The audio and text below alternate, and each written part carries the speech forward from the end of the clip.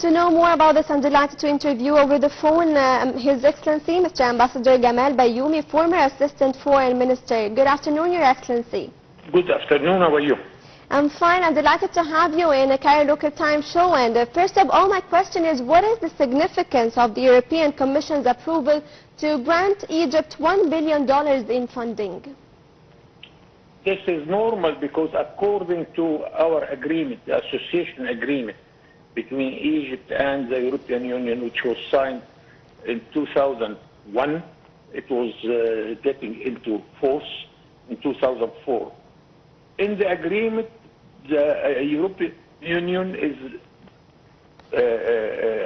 telling us that European Union will help Egypt in order to more development in its economy and to face the trade liberalization which is coming within the agreement, because as you well know, now we do not impose any tax or custom duties on our imports coming from Europe. This would cost us something like 11 billion Egyptian pounds annually. But of course we gain through the foreign trade much more than that. So that's why the European Union is putting all its forces behind the Egyptian development. And I am happy that Egypt is becoming the largest recipient of the European Union. And the European Union became our main trade partner and our main investment partner also. Yes, sir, but Your Excellency, this move reflects a huge confidence in the Egyptian government. How do you see this? Of course, and this is a good message to any investors coming from anywhere, whether Egyptians living abroad, Arabs, or other developed countries like Japan, like China, United States, and so on. So it means that the European Union have all confidence in our economy. That's why they are investing in it. And I witnessed several meetings between the European Bank for Investment, where the chair was telling our foreign minister that they are jealous because we do not borrow more and more from them. Our repetition is good. But the good news also that the European Union is not only giving us loans. No, most of the European Union development assistance is based on grants. You do not pay. You do not pay back what you get. Another system, which is when the time comes that we pay a part of our debts, they ask us to pay it in Egyptian pounds to ourselves with the condition that we spend the money for certain projects to be financed through this. So really it is a wonderful relation and a wonderful treatment. I hope that we can enlarge it and we can continue making use of it. Yes, but I invite you, Your Excellency, to dig deeper in the objectives of this funding. As far as I understood, that the funding is part of the $5 billion the Commission is providing to Egypt. Yes. You get different source of development assistance, whether in kind of loan or in kind of grants. And it's not only the European Union, but also it is the members. Because here you are talking about the European Union, but you have to add to this what we get from Germany, what we get from France, from Italy, from all the countries that are helping us there. So that's why I say this is the largest partner in our development process.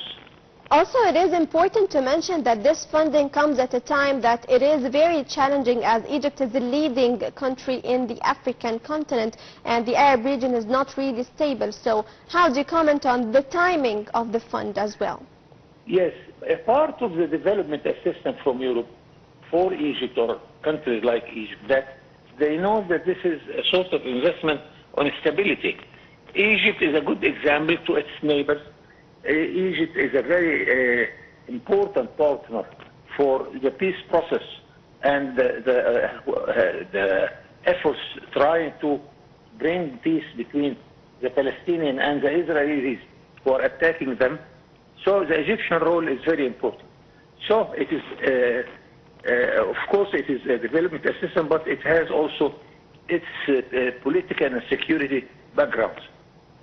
Yes, of course, but also to talk about this achievement or this confidence that we have gained from all the international organizations, we have to also mention the reasons that have led us to this point. For example, the structural reform that was done in the Egyptian economy. How do you see the pillars of it, and how has it led to this stage of confidence that we have gained at the moment? It is a long story. It started when Gamal Abdel Nasser, not anybody else, decided to make Egypt open to all the international economy. He was the one who decided that Egypt should be a member in the General Agreement on Tariffs and Trade, the GATT, which became WTO, World Trade Organization. And since then, we started this opening economy for everybody. And this is not easy. It imposed on us to be competitive in order to compete with other partners wherever it comes. That's why Egypt is really, after that, starting the economic development process, and everybody is keen to help Egypt for it. Because of the reason we talk about, it is a part of it is political and security. It is trade also, because I always tease our European friends, telling them that the flow of money from Egypt to Europe, with all this, what we are talking about, is much more than what Egypt receives from those countries. That's why really it is a sort of that every side, whether Egypt or Europe, are benefiting from the openness of Egypt. Yes, of course, and also this is the golden era of the diplomacy of Egypt. Here, not talking only in the economic level, but also in, like, generally speaking, that Egypt is not progressing in the economic level only, but in all levels, and especially when it comes to the diplomatic part. And economic-wise, also, it is very important to mention that reducing the debt has also led us to this stage that we are living. How do you comment on this? Mr. Ambassador Gamal Bayoumi, I think we have lost the phone. No, I am still there. You're still here? Yes, so my question is, how do you comment on also reducing the debt that also has led us to this thriving stage that we are living economic-wise, also in regard to our relations with the different countries? This is another good story in our experience, and yes. Really, I want through you to address those who are in a challenge with the IMF yes. ways of to improve our economy. After all, IMF or the World Bank, these are sort of a bank. You cannot go to the bank and to borrow money without proving that you can pay back this money. Of course. And then they have some conditions. If we do not accept it, we do not borrow. This is the case. Another case that our experience as Egypt with the IMF is very positive, because I personally, I was in the middle of a big process when we lost the possibility to pay back our debts in the 90s during the cabinet of Dr. Atif Soubi. Mm-hmm. And yes. we knocked the door of the IMF. Then he called on what they call the Paris Club, where all our borrowers came, and they reduced all our debts by 50%, from $52 billion by that time to mm-hmm. 26, and they gave us 7 years grace period. We do not pay during this time, and some countries gave up 50%. All the Arab world gave up 100% of their debts for Egypt. of the Egyptian debts. So our experience is very positive. Why should we be resistant or questioning the role of the IMF? We have a positive history with the IMF. So let us go and be so confident about ourselves and our economy.